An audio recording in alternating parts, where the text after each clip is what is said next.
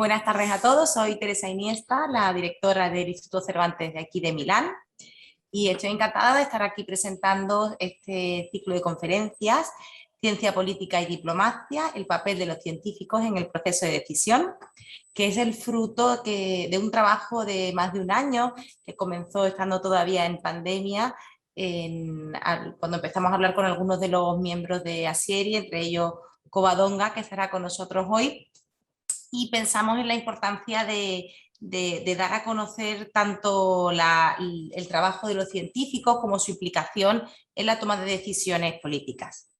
Observamos como cada vez tenemos más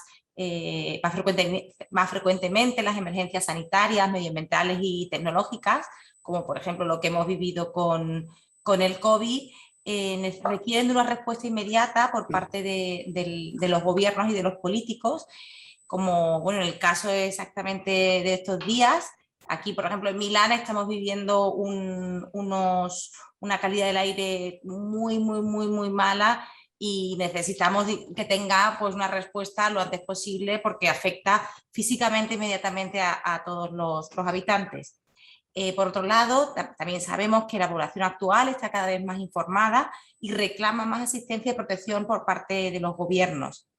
Los ciudadanos entienden y reconocen la indudable necesidad de soporte científico en casos especiales y momentos de crisis, sobre todo si están relacionados con la salud, los desastres naturales o las alarmas energéticas. Para tratar todos estos temas, decidimos organizar este ciclo de encuentros, Ciencia, Política y Diplomacia, con el objetivo de crear un debate activo y fructífero entre investigadores y exponentes del mundo académico, representantes de los organismos nacionales e internacionales, tanto en este caso, tanto italianos como españoles, autoridades locales, regionales y delegados de las embajadas. Se pretende así identificar las diferencias y analogías entre las realidades tanto italianas y españolas, por lo que decidimos también involucrar a los demás institutos Cervantes de Italia, como Nápoles, Roma y Palermo, y ahora se ha convertido en un ciclo de todos los Cervantes italianos.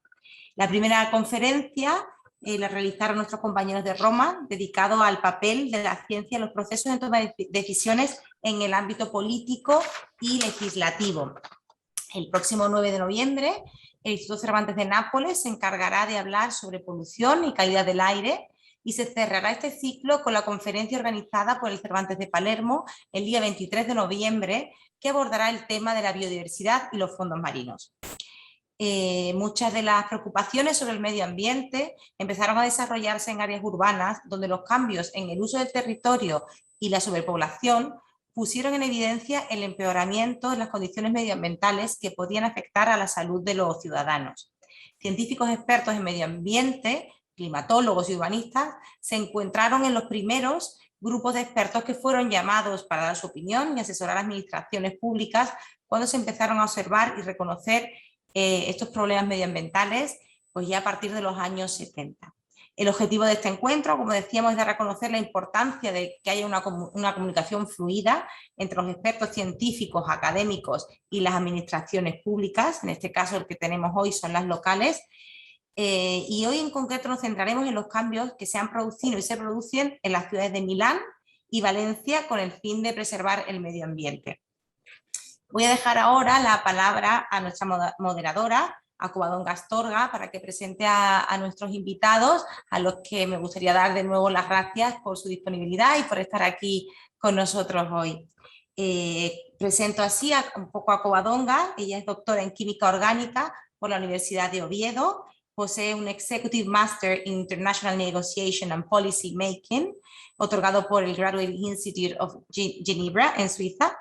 En 2001 comenzó su carrera profesional en la Comisión Europea, en el Centro Común de Investigación de l'ISPRA, aquí en Italia. Desde ese momento, su trabajo en el Departamento de Energía, Transporte y Clima se focaliza en el estudio de las emisiones de vehículos y el efecto de las mismas en la calidad del aire. Y vamos a ver la diferencia. Hoy hay una persona que tiene, a ver, me parece que ya ha parado. Durante los últimos 10 años, Covadonga ha coordinado también grupos de trabajo se queda para parado la esto. armonización de la ¿Ves? legislación Se queda parado. referida a las emisiones de vehículos bajo el auspicio del Comité Europeo de las Naciones Unidas de Ginebra. que era una revista.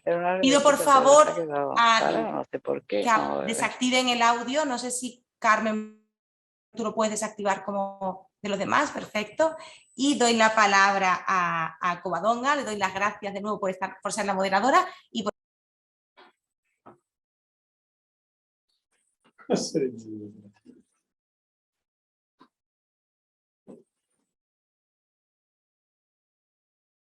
Hola, creo que, bueno, muchas gracias Teresa.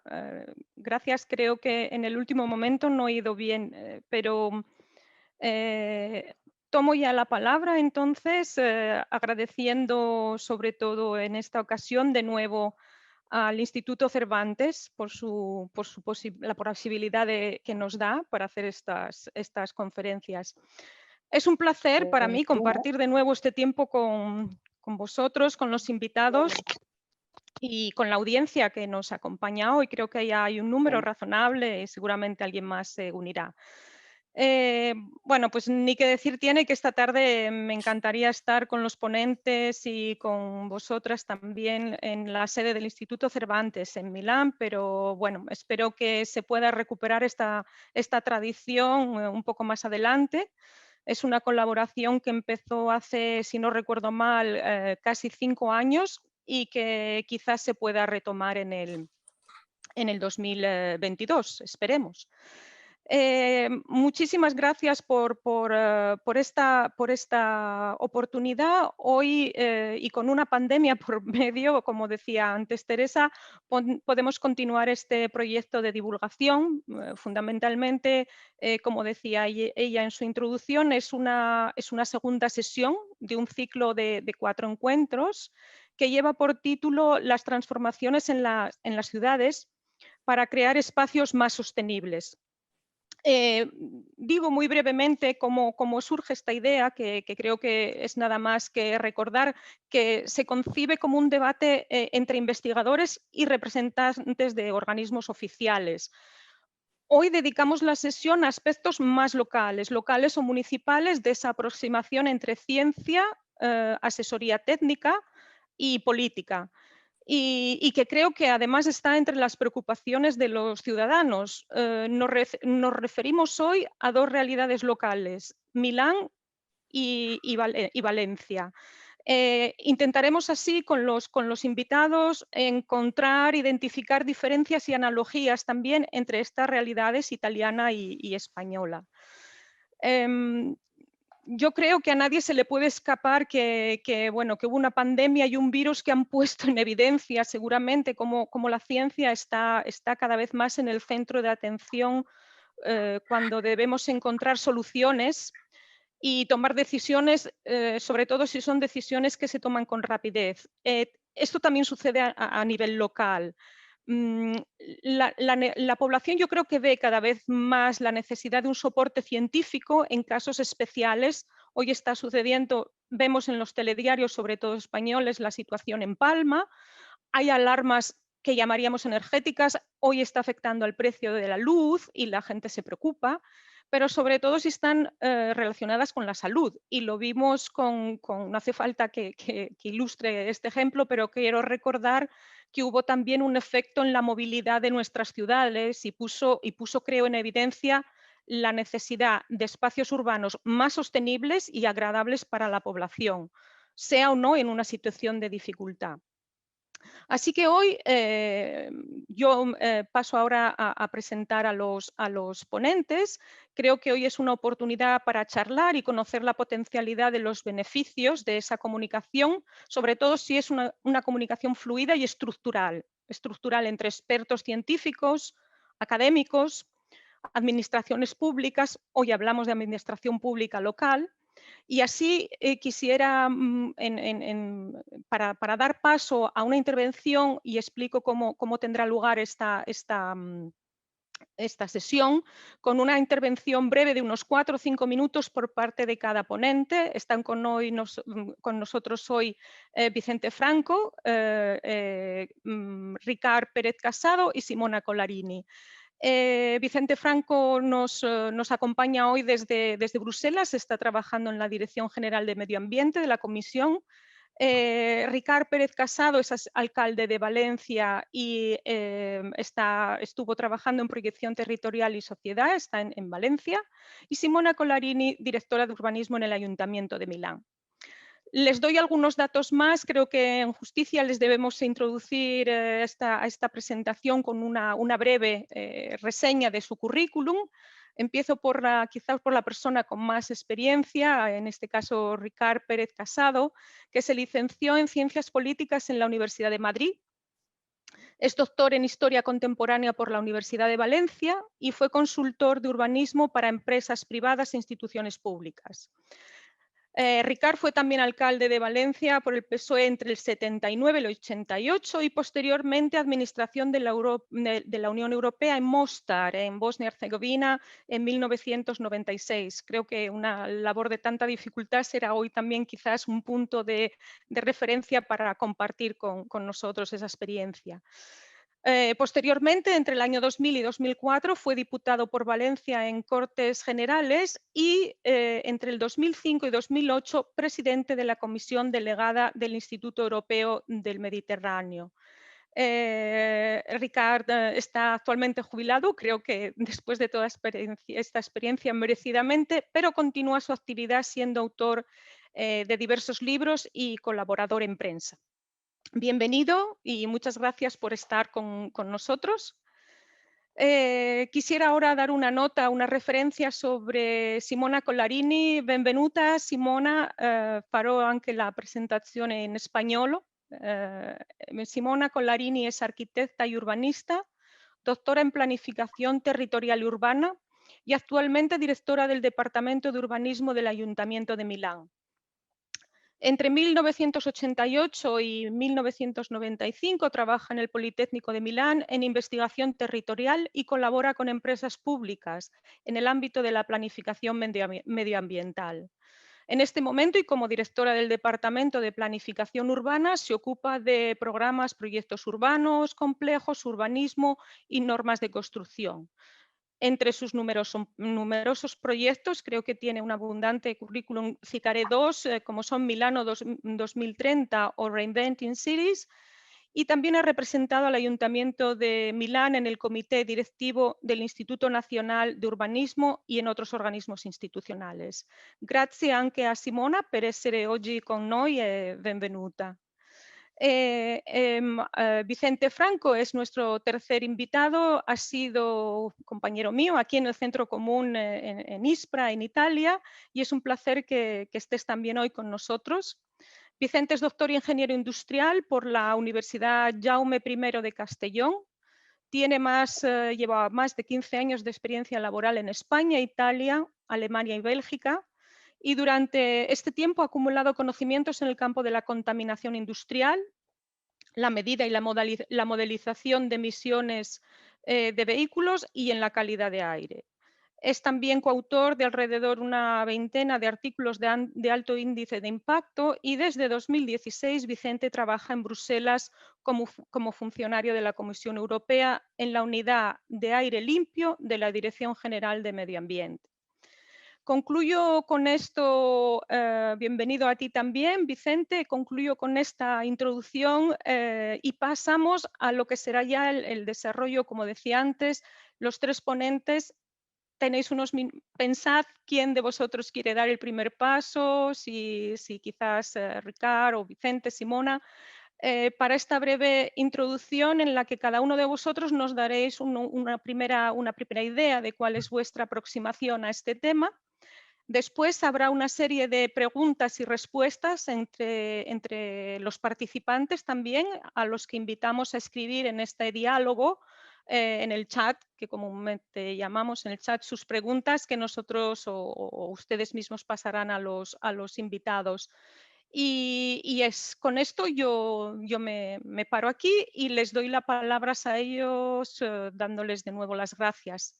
No sé si alguno quiere dar el primer paso y contarnos. Yo mismo. Muy bien, gracias. La No, experiencia es un grado, muchas gracias. no, Por favor. por una alusión. Tengo más experiencia porque probablemente tengo más edad que nadie. Pero muy bien aprovechada. Bueno, pero los 76 no perdonan. Miren, yo lo resumiré muy sencillo. En los años 80, los municipios de España contribuyeron al gran cambio del país. Fue en las ciudades donde se notó el cambio entre una dictadura y una democracia. ¿Por qué? Porque era la administración más cercana a los ciudadanos y donde se pudo dar la mano la ciencia y el conocimiento con la gestión política. Un dato, Valencia, 1979, un solo ingeniero medioambiental, para entendernos, era el ingeniero de aguas potables. Es decir, la gestión del ciclo integral del agua solo tenía un técnico al frente. Los vertidos, para que se haga una idea, los vertidos de las aguas residuales iban al sistema de acequias de riego. Hay que pensar en el mes de julio y agosto los olores que podían desprenderse en la ciudad. No se depuraba en las aguas.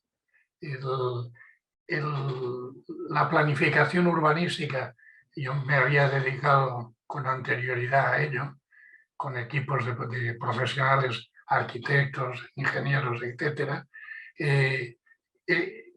Por ejemplo, preveía una red de autopistas urbanas en el centro mismo de la ciudad. Es decir, en el viejo cauce del río Turia estaba prevista una autopista de 6 carriles en los dos sentidos. No hay que tener mucha imaginación para pensar lo que hubiera supuesto el tráfico inducido. Aparte de que a mí me recordaba siempre una expresión de un país de América Latina. Era una autopista que iba de ningún sitio a ninguna parte. Es decir, pretendía... con esto ya cierro el aspecto. Una ciudad con 2 universidades públicas, una de ellas politécnica, y que no tenía ninguna relación más allá de la protocolaria. Nosotros establecimos de inmediato un convenio marco con cada una de ellas, de las universidades y sus institutos de investigación, y una serie de subconvenios. Por ejemplo, la combustión de los autobuses urbanos, que en realidad eran camiones adaptados a hacer de autobús y que tenían un nivel de emisión de contaminantes que pueden imaginar. Desde eso hasta cómo organizar el trabajo. Es decir, qué elementos profesionales y técnicos necesitábamos para un programa que sí que teníamos establecido, que era hacer que la ciudad real, la ciudad metropolitana, tuviera todos los equipamientos y servicios lo más próximos que fuera posible a los ciudadanos. Era una ciudad con 200, agárrense bien porque Milán no lo tiene, 250 pasos a nivel, uno de los cuales tenía casi 14 horas diarias de cierre. Es decir, que por lo tanto, antes de hacer nada, teníamos que liquidar el asunto del ciclo del agua y el asunto de los ferrocarriles, lo cual nos dio paso para poder hacer una red metropolitana que ha sido altamente eficiente. Y me callo porque creo que he consumido los 5 minutos. Gracias. Gracias sobre todo al Instituto Cervantes y gracias a esta nutrida representación femenina, que creo que es toda una invitación a seguir adelante. Muchas gracias. Muchas gracias, Ricard. Ha sido una intervención breve. Tendrás más momentos. Creo que en este momento quizás, creo que Simona tiene el micrófono ahora abierto. Por favor, Simona, se vuoi fare... Grazie. Gracias. Con mucho cariño ya he recibido la invitación para usted y yo estoy muy feliz de compartir nuestra experiencia en la planificación de la ciudad y quiero compartir con usted nuestra visión de Milán 2030 y pero sobre todo quiero hablar italiano. No es muy fácil para mí hablar español por todo el tiempo. Y bueno, prendo lo spunto da quello che diceva Pérez.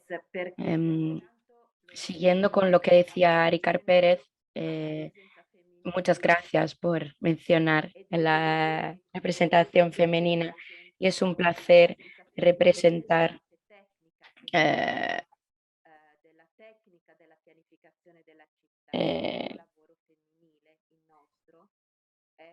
porque nuestro no es un trabajo femenino, es un entorno donde muy a menudo me siento sola como mujer.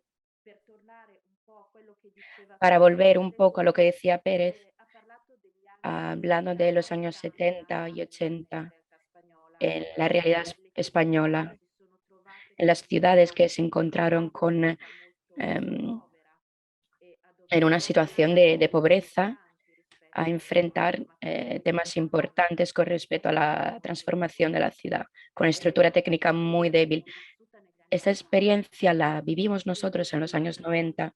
Yo entré en el Ayuntamiento de Milán en esos años en concreto, después de una crisis profunda política del país. Hay que decir que yo también me encontré en una estructura con muy pocos técnicos. Al principio no fue fácil, pero hay que decir que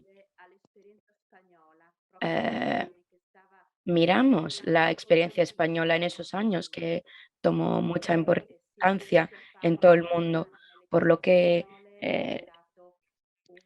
conseguisteis hacer en las ciudades españolas fue un ejemplo para todos nosotros, hasta que llegamos a tener una postura nueva a la planificación de la ciudad. Y es esto lo de que quería hablar hoy, porque el papel de la técnica fue muy importante. Me refiero a los últimos años y los la nostra esperienza milanese. últimos en que hemos definido lo que llamamos Milán 2030. Es la ciudad del futuro. Esto fue posible porque la técnica dio las herramientas a decisiones políticas muy importantes. Ante todo, llegó la política y la técnica que represento yo, así como todo el equipo que trabajó conmigo en la construcción del proyecto.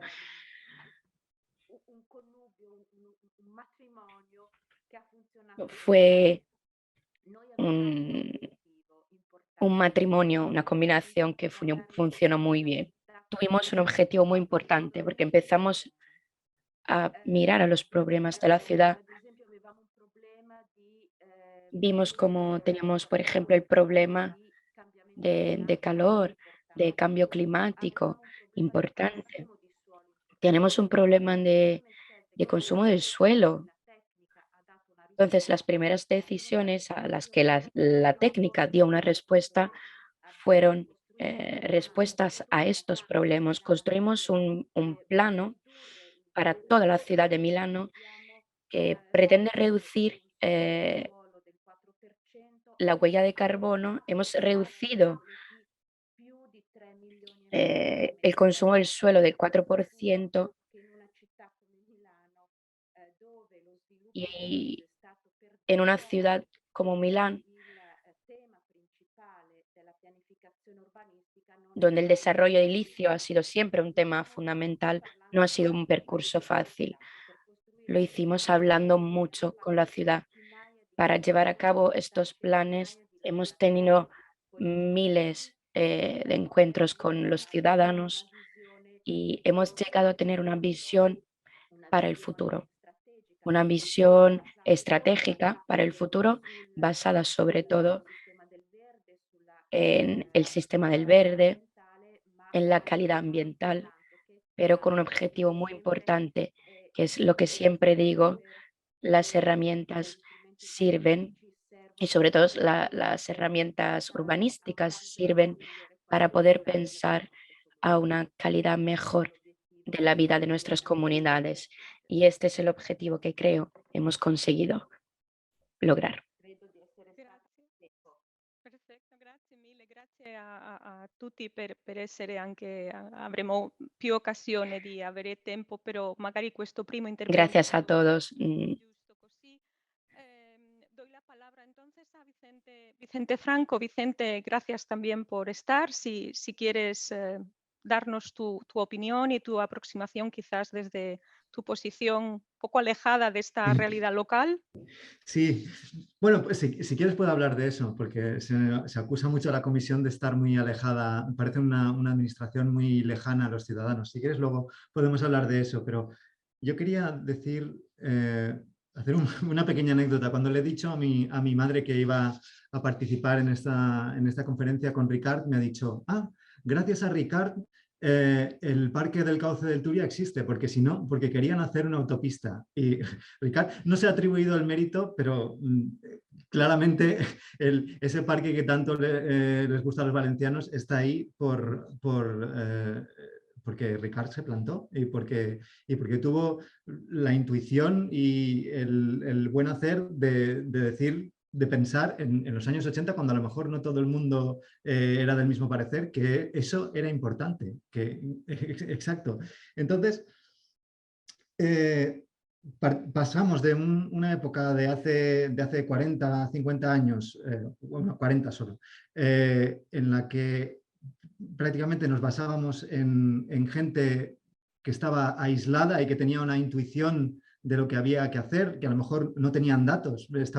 Estamos hablando de la época anterior a Internet, a los medios de comunicación, estamos hablando prácticamente del Pleistoceno, sin querer ofender a nadie, pero comparar esa época con lo que tenemos ahora es totalmente, es un contraste brutal. Y el otro elemento que quería introducir, y esto es la cuña de las instituciones europeas, es que en estos 40 años la transformación también en España que ha habido y en Italia, aunque Italia es un miembro fundador de la Unión, el entrar a la Unión Europea para España ha sido también un elemento de dinamización grandísimo. Y eso, bueno, creo que hay que ponerlo en valor. Aunque, como decía antes, quizá a la Comisión se la ve desde lejos como un mastodonte, una administración gigantesca y alejada del ciudadano, cuando la realidad nuestra del día a día, al menos la experiencia que yo tengo en los pocos años que llevo en la Comisión, es que somos una administración muy accesible. A título de ejemplo, si prácticamente todos los días o casi cada par de días recibimos correspondencia de ciudadanos que nos hacen preguntas sobre... Yo trabajo en el Departamento de Calidad del Aire. Tienen inquietudes sobre la calidad del aire en su barrio o en su...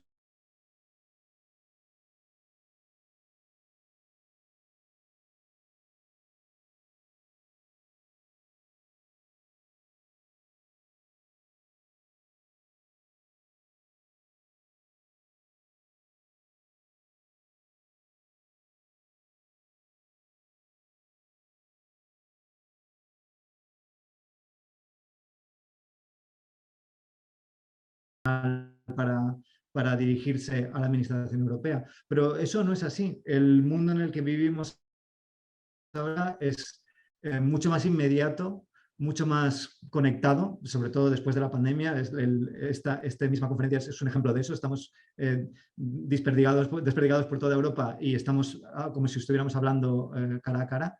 Y eso nos da muchas oportunidades de hablar más. Es un mundo más caótico, con más ruido, quizá, y que es más difícil de gestionar, pero nos ofrece unas oportunidades que en los años 80 no podríamos ni soñarlas, no podíamos ni imaginarlas. Cualquiera que hubiera descrito la realidad de hoy a Ricard en los años 80, Ricard le hubiera dicho, es una locura, o a Simona en los 90 incluso, porque la internet de los 90 tampoco es la de hoy. Es decir, que los mimbres existen para una transformación bestial de cómo interaccionan todos los niveles de gobernanza de Europa, desde el local hasta el más alto y el que pueda parecer más alejado, que es el europeo. Pero aunque esté, yo diría que no está alejado, sino que es el que está, es el que proporciona el contorno y es el que nos une bajo un paraguas común. Pero si queréis, os dejo a Koba y a los demás ponentes desarrollar esto si os interesa. A Ricard parece que sí, gracias. Ricard, sí, por alusiones. Sí, me gustaría que establecieseis vuestro diálogo empezando ahora y enseguida, cuando vosotros veáis, pasamos a dar paso. Todavía no hay preguntas, así que, por favor, Ricard, si quieres.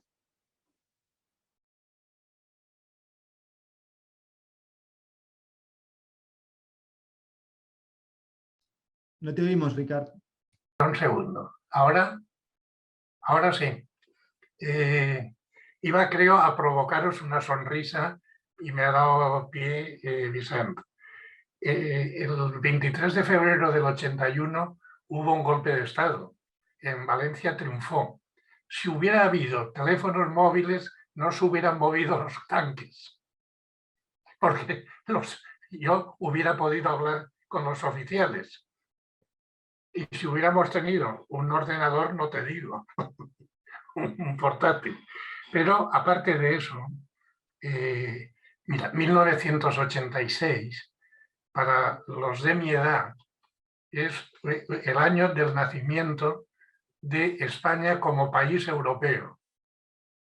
Y yo tengo un libro publicado que se llama La Unión Europea, historia de un éxito tras los fracasos del siglo XX. Es el momento de recordar a Altiero Spinelli y el manifiesto de Ventotene. Es el momento de volver a hablar de Schumann y de Jean Monnet. Es decir, de aquellos que después de la desgracia fueron capaces de imaginar el futuro.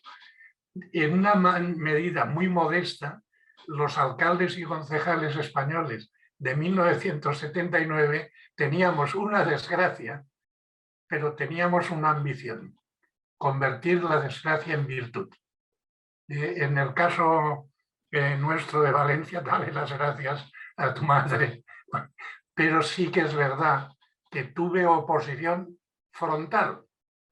La gente prefería los automóviles y yo les decía que los automóviles estaban muy bien en la fábrica, pero que dentro de la ciudad, cuantos menos, mejor. Y desde luego no haciendo una autopista. Creo que el gran esfuerzo, he escuchado con mucha atención a la representante, a Simona Collarini, ese trabajo diario de persuasión es el que a mí me permitió como gestor en dos ocasiones, en Valencia y en Móstoles, hablando con la gente para convencerlos de que era preferible bajar el nivel de atención a los automóviles y subir. Por cierto, sí que había un ingeniero de caminos en el ayuntamiento, que era el que se ocupaba de lo que se llamaba tráfico. Es decir, no de contenerlo, sino su modelo era Los Ángeles. Y yo le decía, Los Ángeles en el cielo, pero en la tierra no quiero ningún ángel. Claro. y desde luego el verde. El verde era básico, no teníamos una conciencia ecologista como ahora en 2021, pero teníamos la intuición de que la salud y el agua limpia, el agua tratada y los parques y jardines contribuían a la salud. Y teníamos experiencia en Valencia dramática, las epidemias de cólera del siglo XIX o de la gripe española en el siglo XX y unas pandemias ocultas que eran la malaria y por las aguas estancadas, etc. Es decir, teníamos que hacer frente a eso. Yo lo que hice fue un mapa, un plano de la ciudad donde había las propiedades de otras administraciones.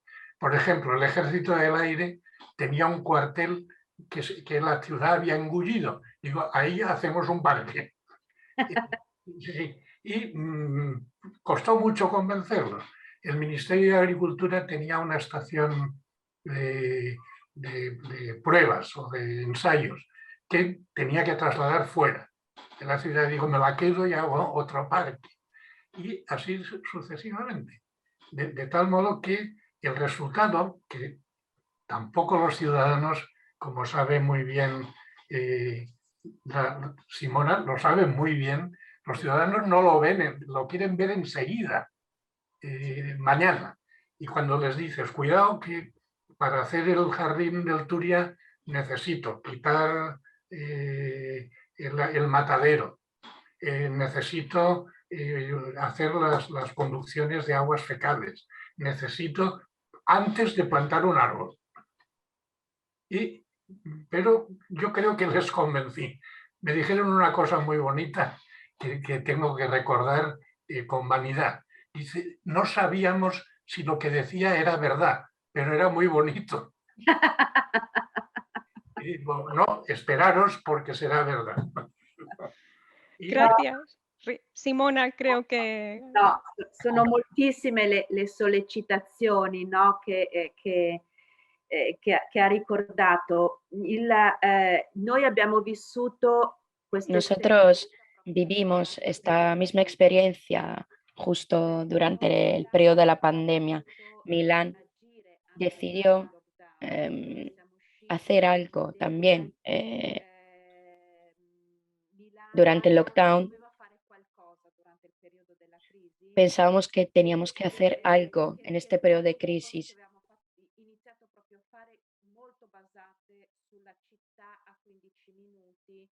E cioè sull'idea che entro un raggio molto, molto ravvicinato, raggiungibile a piedi, ci dovevano essere per i cittadini tutta una serie di servizi. Por ejemplo, la idea de que tenemos que tener una serie de servicios cerca de los ciudadanos. Milán no es una ciudad poco verde, no obstante tenga la fama de una ciudad industrial, pero nos hemos enterado de cómo el tema del verde es un proyecto que hay que llevar a cabo. Y teníamos una experiencia muy importante, que es la que hicimos con el así dicho urbanismo táctico. Y entonces trabajamos muchísimo y, por ejemplo, ampliamos una serie de red y de carriles bici. Hay que alcanzar un parámetro y reducir el impacto climático de las construcciones con un techo verde, una pared verde, de cualquier forma. Como sabéis, Milán representa uno de los mercados inmobiliarios más importantes en el mundo. Entonces esto nos hace pensar que todavía tenemos mucho camino por delante, pero no hay que rendirse nunca. Grazie Simona. Vedo che Ci sono, si cade in argomenti e si condividono argomenti. Ricard nos hablaba de la importancia de la salud y el bienestar. Tú también, Simona, lo mencionabas, lo mismo. Vicente creo que tendrá el mismo modo de aproximarse a esto. Y hablabais de una cosa importante que quizás en este caso me gustaría que también Vicente nos diera su opinión. Entre el polo de la administración, lo que nosotros hablamos frecuentemente como policy makers, en el otro, en el costado, vamos a decir, no enfrentados, están también la asesoría técnica científica, y ahí en ese triángulo tendríamos que hacer hablar de la presencia de los ciudadanos, que en ambos casos habéis comentado, y es fundamental tener la ciudadanía, el soporte de la ciudadanía, y que entienda, explicar también a la ciudadanía lo que se pretende hacer. Seguro que a todos os resulta familiar los Objetivos de Desarrollo Sostenible. El número 17 habla de eso, de implicar a todas las partes y en especial a la ciudadanía. Son ejemplos que se repiten. Yo no sé, quisiera a lo mejor si Vicente nos puede dar también en este sentido una opinión o libremente de los temas que se han hablado. Sí, claro. Gracias, Cova. Me parecía muy interesante lo que decía Simona de la ocupación del espacio público, porque es uno de mis temas favoritos. Yo, como sabéis, trabajo en calidad del aire en las ciudades y casi que debería decir, no debería decir esto, pero el problema de la calidad del aire comparado con el problema de la ocupación del espacio público es casi ínfimo. Es absolutamente escandaloso que en cualquier ciudad, esto lo digo como ciudadano, esto no es una posición oficial de la Comisión Europea, ni mucho menos, pero basta tener los ojos un poco abiertos, caminar por cualquier ciudad y darse cuenta de que el 80% del espacio está dedicado a los coches y muchas veces a coches que están parados el 95% del tiempo, siendo generosos. Y esto a mí me indigna como ciudadano. Pero no es algo que solucione que el Pacto Verde, para lo que el Pacto Verde proponga una solución. El Pacto Verde dice que para el 2050 tenemos que hacer neutralidad de carbono, cero carbono y cero polución. Que se puede conseguir con coches eléctricos 100%. Se puede conseguir doblando los flujos de tráfico. Se puede conseguir, ¿no? Entonces, esas decisiones difíciles de reestructuración de urbanismo, las decisiones que toma Simona y que yo admiro mucho el trabajo que hacéis, ese lidiar con los ciudadanos que están descontentos, seguramente solo al principio, porque luego cuando los beneficios son evidentes, como daba ejemplo Ricard, luego todos se apuntan las medallas incluso. Eso es súper complicado y eso solo lo hacen las administraciones locales y regionales quizá también, pero sobre todo las administraciones locales. Y claro, ese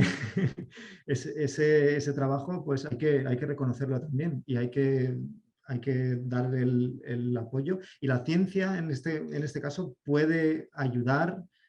La ciencia, incluso la historia también, ¿no? Quizá, Ricard, mirando hacia atrás a intervenciones que se han hecho y que en su momento parecían escandalosas, luego han resultado ser proyectos de los más queridos por los ciudadanos. Entonces, en este contexto que tenemos ahora de post-pandemia, después de un shock, quizá es un momento muy apto para replantearse cosas y creo que esa conciencia medioambiental se ha despertado desde luego en todos nosotros, pero es muy importante mantenerla viva porque la naturaleza humana tendemos a olvidar muy rápidamente las cosas. Entonces, creo que es muy importante utilizar este espíritu de cambio que está en el aire para conseguir que cambios que parece que han sido solo circunstanciales por la pandemia se conviertan en estructurales y nos ayuden a evitar la tragedia la tragedia en ciernes, que es el cambio climático, que es otro de los elementos que a mí, francamente, como ciudadano, me preocupan muchísimo. Como padre también, tengo una niña de 4 años Y tengo que decir que soy moderadamente pesimista respecto a los próximos 20 o 30 años. No sé si las cosas van a ir a mejor o a peor y cuánto de feas se pueden poner. Y creo que es esencial ser valientes, ser arriesgados un poco, pero con el apoyo de la ciencia y del conocimiento de los otros, apoyándonos en lo que otros han hecho en décadas anteriores, conseguir proponer cambios realmente estructurales para bien, no solo con el bienestar y con la salud como pretexto, sino también como respuesta a una amenaza que es casi existencial.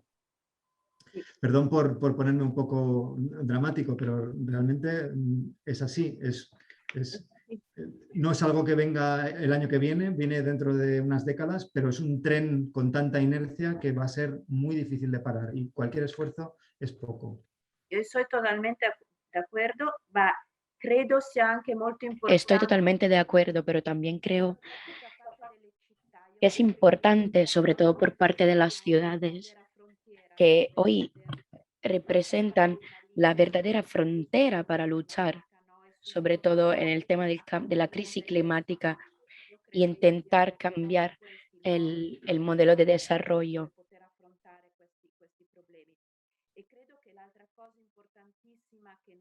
Y creo que otra cosa muy importante que no hay que olvidar es hablar entre nosotros, compartir experiencias, formar una red.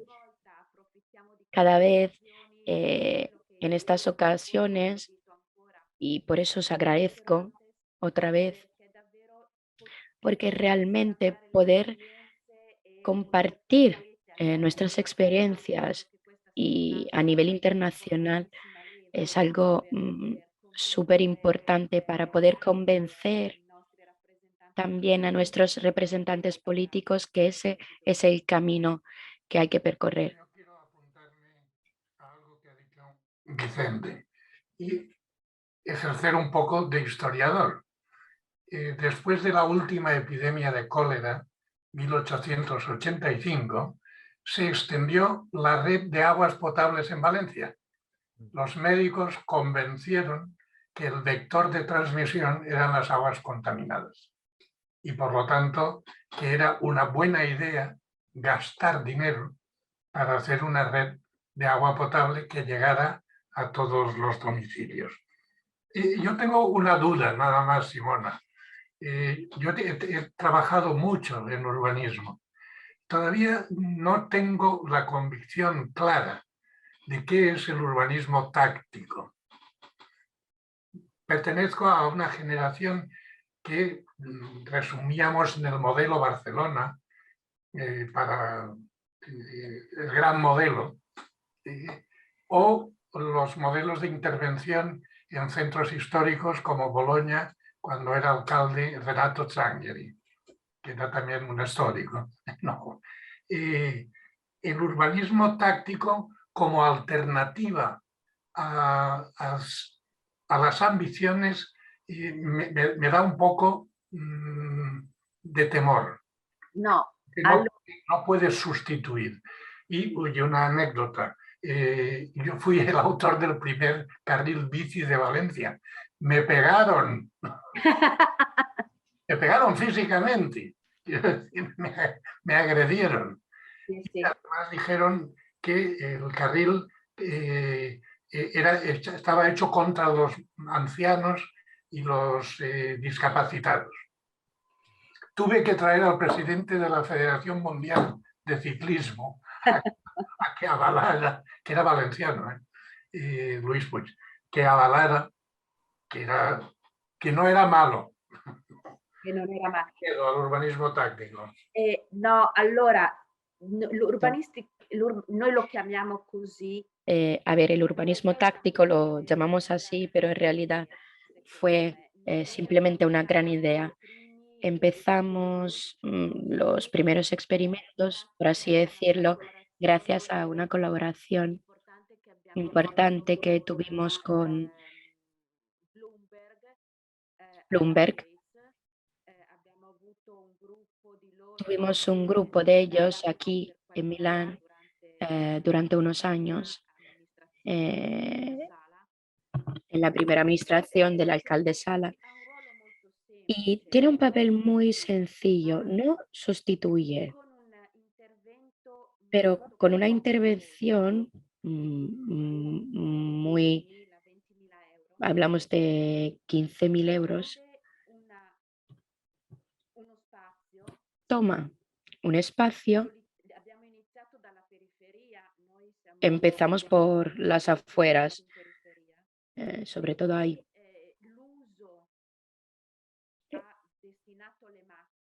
Donde el uso destinado a los coches, con eso, lo que decía Vicente, andando por la calle te das cuenta de que la mayoría del espacio está ocupado por coches parados que nunca se mueven. Si miras, porque si no miras no te das cuenta. Y nosotros miramos, desde luego, y nos enteramos de que había muchísimo espacio que se podía devolver a los peones y a la ciudad. Entonces lo hicimos pintando el suelo para intentar, pusimos mesas de ping pong, vasos con plantas y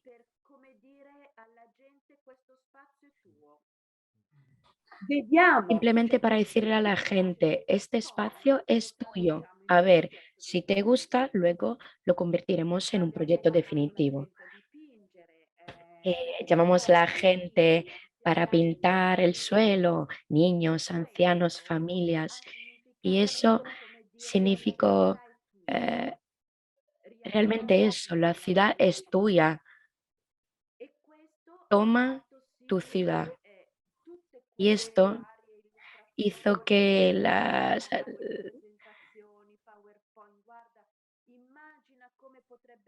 todo lo que podías hacer con diapositivas, ilustraciones y presentaciones, eso nadie lo entiende, porque estamos hablando de un lenguaje técnico. En cambio, la gente se fue allí y donde antes estaban coches aparcados, ya podía jugar y podía sentarse en el banco para leer un libro. Entonces, no es una sustitución, Ricard, es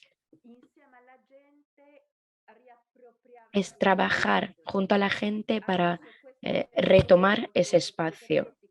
Ahora muchas de estas intervenciones que tuvieron éxito, las que realmente llevaron a una costumbre diferente de ese espacio,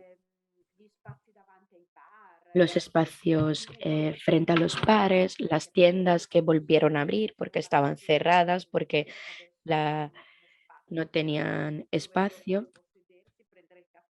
Y ahora ya tienen uno donde la gente se puede sentar, leer un libro, tomar un café.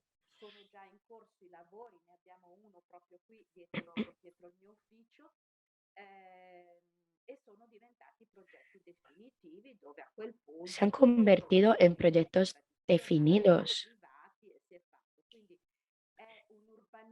Entonces, es un urbanismo táctico que no significa sustitución, sino una herramienta para hablar de una forma distinta, para llegar a contar el proyecto de una forma diferente, pero para que el proyecto se convierta en realidad enseguida, porque esto lo llevas a cabo en 3 semanas. Me has convencido. Grazie. Aprovecho para deciros que hay 2 preguntas ya en el chat. No sé si tenéis acceso. Leo la primera y quien quiera de los 3 abordarla o más de uno. La primera es de Isabel Nogués, que es la vicepresidenta de la asociación Asieri, y nos pregunta, nos dice, buenas tardes, ¿cuáles son los pilares principales que se están teniendo en cuenta en la transformación de las ciudades hacia modelos más sostenibles? Isabel ya menciona, algunos ya se han nombrado: calidad del aire, agua, tráfico, verde urbano, ocupación del espacio público, y os pregunta, ¿qué otros hay? Allora posso provare a rispondere io. Gracias. Voy a intentar contestar yo. Ya he mencionado algunos. Según yo, en Italia, en Lombardía, sobre todo, recibimos una directiva europea muy importante y esto también para volver al hecho de que muchas de estas estrategias proceden directamente de las direcciones europeas y es el tema de la reducción de la ocupación del suelo. Es un tema muy complejo porque arrastra, por ejemplo, la densificación de la ciudad, pero esto seguramente es un pilar muy importante, o sea, el de la ocupación del suelo, el desarrollo sin límites de las ciudades.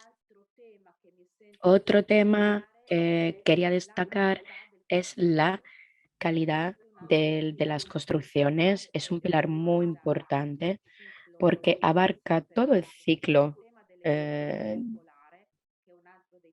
la construcción.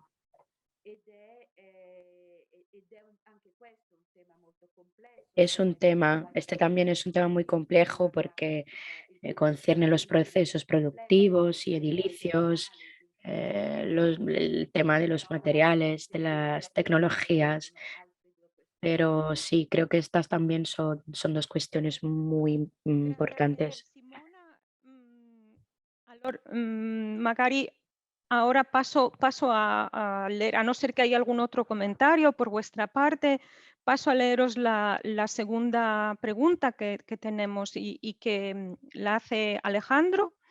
Dice, buenas tardes también. En vuestra experiencia, ¿cómo responden las ciudades y sus áreas periféricas a la presión demográfica de frente a las necesidades de espacio verde y público? Quizás, Ricard, gracias. No, es por subrayar la coincidencia con Simona, pero advertir que en el manejo del suelo o del uso del suelo estamos en una economía de mercado. Y es una constatación.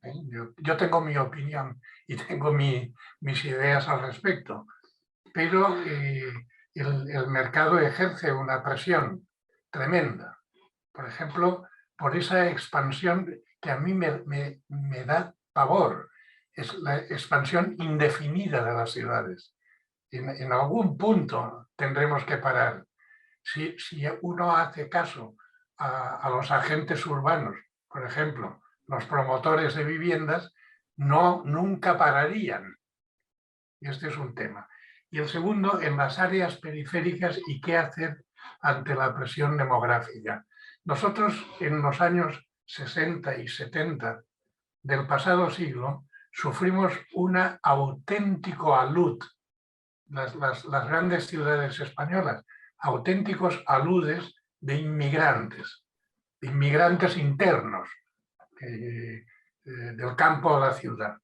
El resultado fue catastrófico, es decir, áreas urbanas enteras sin ningún equipamiento.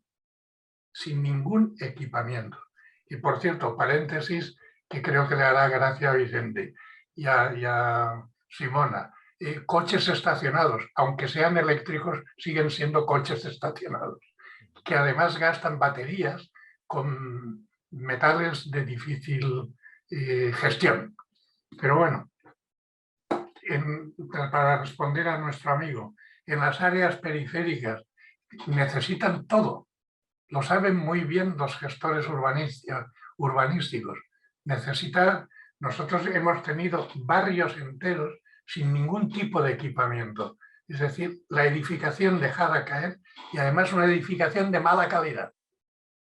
Hay películas en nuestro país como, ahora no recuerdo quién es el autor, El pisito. Es la ilusión de comprarse un pisito que era una caja de cerillas, donde además escuchabas a los vecinos todo el rato y tenías... Bueno, el equipamiento de las periferias es algo que en las ciudades españolas ha empezado a ser controlable, poco a poco, quizá con urbanismos tácticos, es decir, de equipamientos mínimos para que las gentes se hagan no una ciudad dormitorio, sino un barrio habitable y por lo tanto sostenible.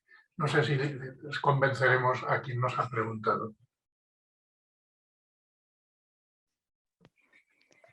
Gracias, Ricard. Creo que hemos, de momento no hay otras preguntas.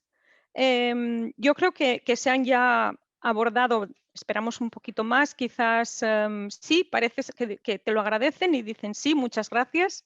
Así que la respuesta es bienvenida. Yo creo que entre todos se han abordado ya temas que queríamos que a lo largo de esta conversación surgieran. Desde creo que hemos visto cómo favorablemente se ha aumentado, parece ser, esa presencia de los cuerpos técnicos en los espacios municipales desde un origen. Ha habido mejoras sustanciales en las ciudades. Creo que esa intuición de la que se hablaba antes, que mencionaba Vicente, que en esa época de los 80, 90, sea en España como en Italia, han ido progresando. Hay elementos dinamizadores. Yo creo que hay una clara, como dicen en Italia, consapevolezza, hay un criterio para ir adelante en algunos temas, y los objetivos creo que son compartidos y bienvenidos por todos, de salud, bienestar, también obviamente de espacio que se pueda disfrutar. Sin embargo, yo metería una terminología que está en este diálogo, o en el triángulo sociedad, ciudadanos, servicio científico técnico que asesora las diversas niveles de gobernanza, como mencionaba Vicente antes. Pueden ser locales, regionales, incluso al nivel estatal. Entre ellos y las organizaciones, y es la inmediatez. Parece que los ciudadanos exigen ver resultados, y esa inmediatez impide que a veces, y desafortunadamente hay episodios que parece increíble que Ricard hable incluso de agresiones en un momento, por algo que estoy segura que a día de hoy todos esos ciudadanos ven con gran placer y usan con gran placer. Zonas verdes, zonas peatonales, áreas urbanas más agradables para vivirlas, ¿no? No sé si este criterio de inmediatez pensáis que es una dificultad, si hay ahí a lo mejor por parte de las administraciones. Simona creo que ya ha hablado de ello, ¿no? De cómo implicar a la ciudadanía para que todo sea más fluido o más fácil y quizás más rápido para conseguir objetivos. No lo sé si alguno... Estamos ya en un momento de... Creo que no hay más preguntas, así que quizás alguno o los tres, y si no, pues... Bueno, yo es que creo que la implicación de los ciudadanos es imprescindible. Es decir, una de las mayores alegrías que puede experimentar, al menos desde mi punto de vista, un administrador público, es que las gentes se apropien de su trabajo. Por ejemplo, Vicente Franco ha recordado su madre, yo contribuí a hacer el Jardín del Turia. Mis conciudadanos actuales simplemente tienen el Jardín del Turia. No se acuerdan de quién empujó para hacerlo. Esto es el mayor de las satisfacciones que puede tener un administrador. Me recuerda cuando puse en marcha el servicio de autobuses en Mostar, que era un servicio circular y que, por cierto, la Unión Europea, yo era representante de la Unión en esa administración, quería que cobráramos en barcos alemanes.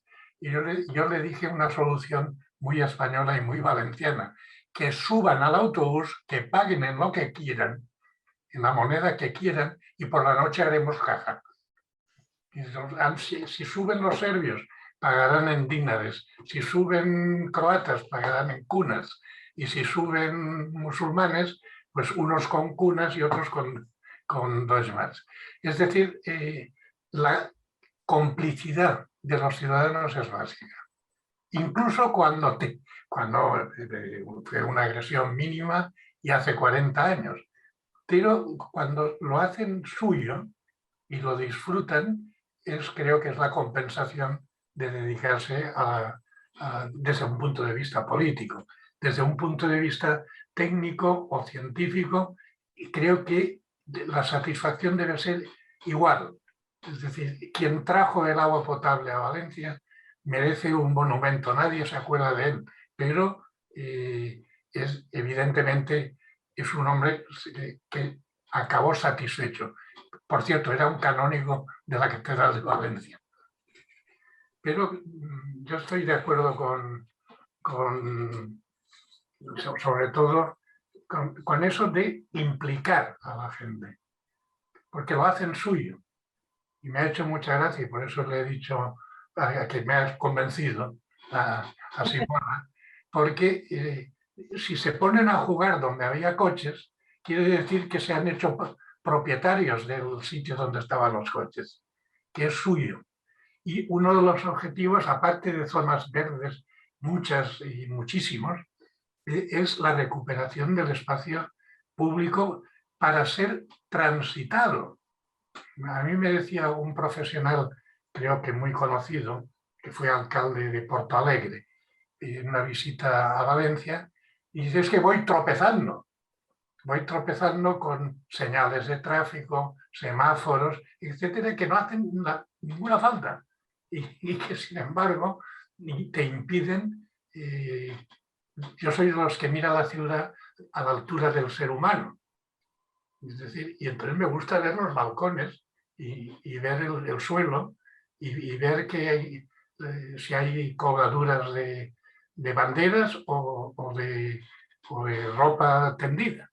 Es decir, ver la ciudad sin tener el temor a caerte o a tropezar o que te atropelle un coche.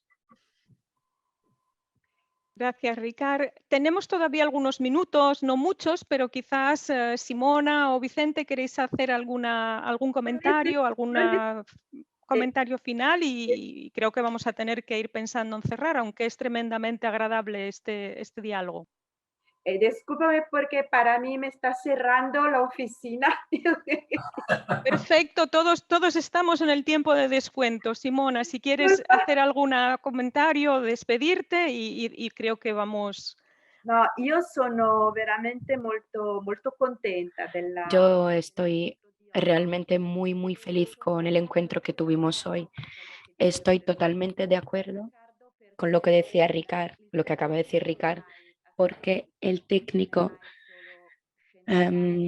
nunca es simplemente técnico o científico.